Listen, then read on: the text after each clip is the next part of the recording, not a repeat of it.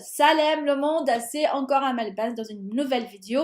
Alors aujourd'hui on va parler de la semaine qui vient de se passer en France. C'est une semaine hystérique, une semaine à 100% islamophobe, hein. C'est la barbarie qui frappe la France, la barbarie de quelques boules de tissu, étendard de l'islamo-fascisme, qui va transformer la France en France estaine.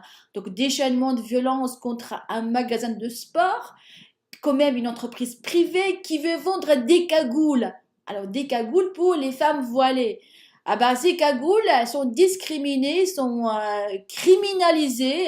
Ce sont des étendards de l'islamo-fascisme. Ça veut dire en fait, il y a un oxymore. En fait, on se plaît à faire des oxymores, associer l'islam au fascisme, comme si. Et pourtant, l'islam, il donne le choix de se vêtir avec le voile et sans voile. Et vous, qui parlez du fascisme, ben, vous imposez aux gens, aux femmes, de s'habiller comme vous voulez. Donc, je me demande de quel côté le fascisme. Alors, ils parlent de liberté, mais ils oublient qu'ils empêchent la femme d'exercer sa liberté, de s'habiller comme elle l'entend. Moi, vraiment, ces fausses féministes m'énervent. Elles sont très contentes. 68% des Français sont pour la décision de Decathlon. Bah, vous croyez que le hijab n'est vendu qu'à Decathlon, mais il est vendu partout. Partout où vous allez, je trouve des tissus, y compris les rideaux de ma maison, hein. Donc, ça peut servir pour des hijabs. Et après, elle n'arrête pas d'utiliser une expression, l'apartheid sexuel. L'apartheid sexuel, ah bon? Bah, l'apartheid sexuel vous a indigné, mais pas l'apartheid à Gaza, où les gens meurent de faim et de soif. C'est vraiment deux poids et deux mesures. L'apartheid sexuel, ça veut dire quoi? Ça veut dire le fait de s'habiller. Ça veut dire je sépare mon corps du corps des corps des hommes. Ça veut dire que ça peut être un voile, ça peut être une jupe courte, ça peut être un pantalon. Donc tous les vêtements sont de l'apartheid sexuel. Je ne comprends pas pourquoi vous dénoncez l'apartheid sexuel, à moins que vous voulez recommander l'apartheid sexuel. Donc franchement, qu'est-ce que ça veut dire l'apartheid sexuel? Ça veut dire on invente des expressions, des notions qui sont complètement débiles parce que n'importe quel vêtement, qu'il soit un t-shirt ou bien un pantalon, ça sépare le corps de l'autre corps. Donc là, il y a uniquement le voile, hein, le voile sur les cheveux qui fait l'apartheid sexuel. Et après, mais en fait, ce sont des gens hystériques qui ont du mal à s'adapter à la société. La société évolue, hein. On n'est plus à la France des années 60. On est dans une société multiculturelle. Voilà, c'est une société mondialiste. Donc du coup, en fait, il y a de tout. On a de toutes les confessions. Les gens sont très différents, sont variés, sont diversifiés. En fait, si les féministes recommandent bien défendre la diversité sexuelle, pourquoi ils ne défendraient pas la diversité culturelle? Vraiment, c'est un véritable paradoxe. D'un côté, vous défendez la diversité sexuelle, tel homosexuel, transsexuel, bisexuel, binaire, je sais pas quoi, et d'un autre côté, vous ne défendez pas le multiculturalisme, parce qu'il y a des gens qui veulent pas ils ne veulent pas suivre la mode. Voilà, ils veulent une autre mode, hein, tout simplement, parce qu'ils croient au multiculturalisme, parce que ça s'appelle la diversité culturelle. Et après, donc elles prétendent qu'elles sont pour la liberté des femmes, mais en même temps, elles veulent empêcher cette femme de porter un voile. Et en fait, ce voile, il est désigné par apartheid sexuel. Et après, elles disent, ah, c'est un acte politique, c'est l'étendard de l'islam politique. Ben non, non. La femme qui porte le voile, elle le porte par conviction religieuse et surtout un acte de spiritualité. Parce que les musulmans, qu'est-ce que ça veut dire être musulman? Ça veut dire être soumis à Dieu. Ça veut dire que quelqu'un qui croit qu'il y a une vie après la mort. Ça veut dire en fait, la femme porte le voile pour qu'elle soit pieuse, hein, parce qu'elle espère entrer au paradis après la mort. Du coup, parce que c'est comme ça, on a des impératifs hein, dans cette religion.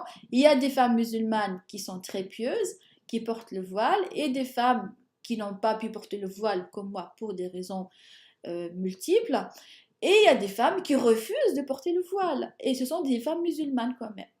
Donc en fait, parce que l'islam, c'est pas, ne se réduit pas au voile. Donc l'islam, c'est tout un système et une longue tradition. Du coup, c'est toute une culture. Hein. Donc on ne peut pas le réduire au simple voile. Et en fait, le problème, c'est que on est dans un pays de liberté, donc les femmes qui sont athées, elles s'habillent comme elles veulent. Les femmes qui sont religieuses, croyantes, elles s'habillent comme elles veulent. Et le problème, c'est que l'athée apparaît moins tolérant, moins libéral que l'homme croyant. Hein, c'est incroyable quand même. Donc les croyants, ils veulent la liberté pour tous, et l'athée, il veut uniquement la liberté pour lui. Donc en fait, selon la pensée athéiste, plus on se dénude, plus on est libre. Ça veut dire que la liberté se décrète avec le poids des tissus qu'on porte sur le corps. Là, ça me rappelle une anecdote sur Christophe Colomb. Lorsqu'il débarque en Amérique, il voyait des femmes nues, des hommes nus. Et donc, pour lui, c'est un scandale de voir des femmes aussi dénudées. Et pour lui, en fait, le fait de venir sur cette île, pour lui, sa mission, c'est de les voiler, de les habiller et de les faire convertir à la religion chrétienne. Donc en fait, aujourd'hui, c'est le paradigme qui est inversé. Ça veut dire plus on est habillé, moins on est libre. Moins on est habillé, eh ben, plus on est libre. Donc la liberté se décrète avec la nudité. Hein. Donc c'est drôle de conception de la liberté. Hein. Euh, alors ensuite, il y a une autre féministe, elle parle de invisibiliser le corps. Donc en fait, on invisibilise le corps féminin dans l'espace public. Eh ben, c'est pas interdit par la loi. Ben, je veux pas, une femme voilée ne veut pas que son corps soit visible à la place publique. Hein. Parce que c'est une femme qui est pieuse, qui se conserve, qui se préserve pour son mari. Elle veut pas que les autres hommes regardent ses formes. Elle veut pas que ces autres hommes voient ses cheveux. Désolée, donc c'est un choix. Donc en fait, voilà, elle veut pas que son corps soit très visible. Et c'est son choix parce qu'elle est très fidèle à son mari et parce qu'elle se préserve pour son mari. Et ça, c'est une vertu. Hein, c'est pas un défaut.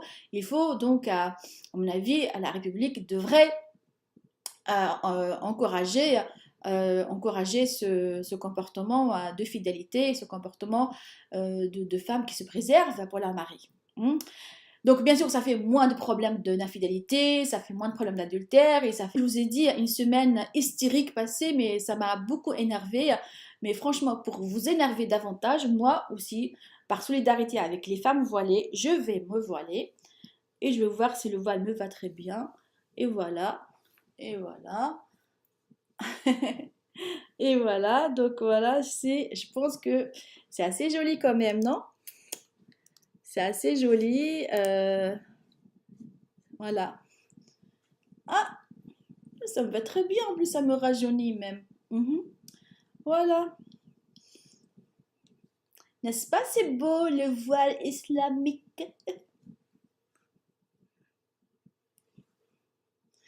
Et voilà, donc je termine ma vidéo avec ce voile, ce beau voile gris clair, gris foncé.